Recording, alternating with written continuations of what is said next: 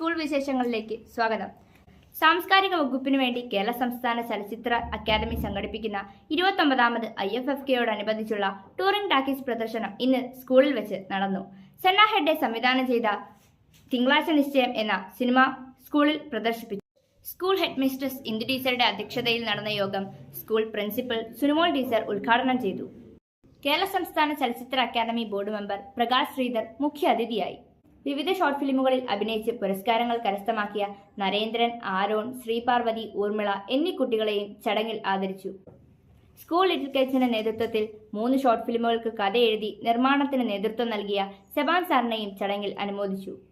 ഇതോടെ വാർത്തകൾ കഴിഞ്ഞു. നന്ദി, നമസ്കാരം.